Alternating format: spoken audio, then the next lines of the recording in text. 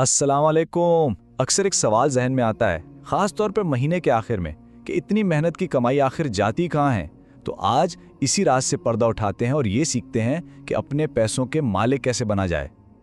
ये वो सवाल है जो तकरीबन हर महीने बहुत से लोगों को परेशान करता है, लेकिन अच्छी खबर ये है कि इसका हल बहुत बहुत आसान है। चलें मिलकर इस मसले को समझते हैं और इसे हल करते हैं। तो इस पूरे मसले को हल करने के लिए हम 4 सीधे साधे स्टेप्स फॉलो करेंगे। पहले तो ये देखेंगे कि पैसा जा कहाँ रहा है, फिर उसके लिए एक प्लान बनाएंगे, उसके बाद उस प्लान पर नजर रखेंगे और आखिर में ये समझेंगे कि हलाल सोच से इसमें बरकत कैसे आती है। तो चलें शुरू करते हैं। सबसे पहला और सच पूछें तो सबसे जरूरी कदम है अपने पैसों पर कंट्रोल हासिल करना। और इसकी शुरुआत होती है एक बहुत ही छोटी सी आदत से, हर खर्च को लिखना।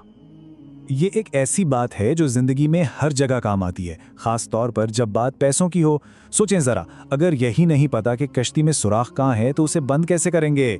बस यही वजह है कि अक्सर लोग माली तौर पर परेशान रहते हैं, क्योंकि उन्हें मालूम ही नहीं होता कि पैसा बह कहाँ रहा है। और मजे की बात यह है कि इससे शुरू करना बहुत ही आसान है।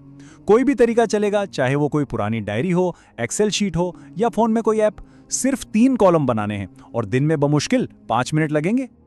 देखें ये कितना सिंपल है। बस तारीख, किस चीज पर खर्च हुआ और कितनी रकम लगी, चाहे वो 1 कप चाय हो या गाड़ी का पेट्रोल, हर एक रुपए का हिसाब रखना जरूरी है। तभी तो असल तस्वीर सामने आएगी। अच्छा, तो जब एक बार अखराजात को लिखने की आदत पड़ जाए तो समझे कि आधा काम तो हो गया। अब वक्त है अगले कदम का, यानी अपने पैसों को एक मकसद देने का, उनके लिए एक प्लान बनाने का। इसी को बजट कहते हैं।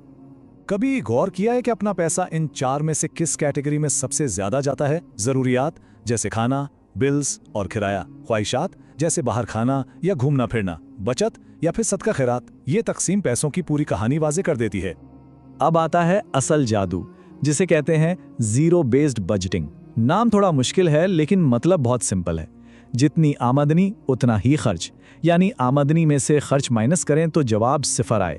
हर 1 रुपए को एक काम सौंप दिया जाता है, कोई भी रुपया फालतू नहीं रहता। चलें एक मिसाल देखते हैं। फर्ज करें कि महीने की तनख्वाह है 60,000 रुपए। तो इसको इस तरह तकसीम किया जा सकता है कि 30,000 ज़रूरियात के लिए, 15,000 ख्वाहिशात के लिए, 10,000 बचत और 5,000 खैरात के लिए।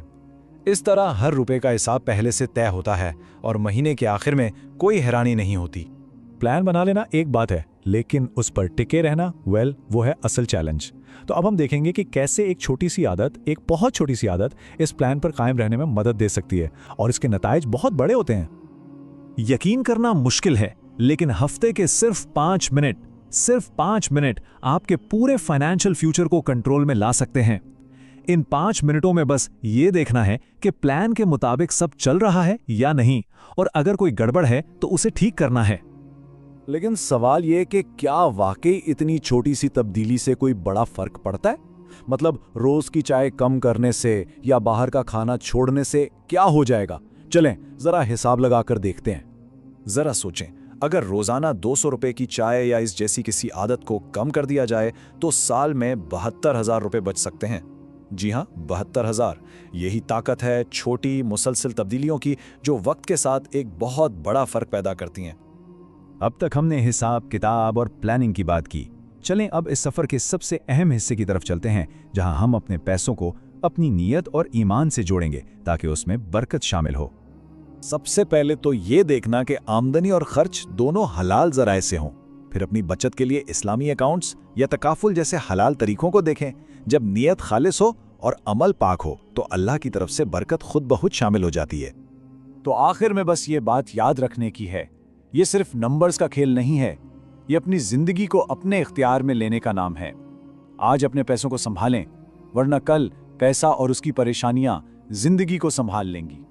तो आज हमने घर के बजट की पूरी साइंस समझ ली, लेकिन सफर अभी खत्म नहीं हुआ।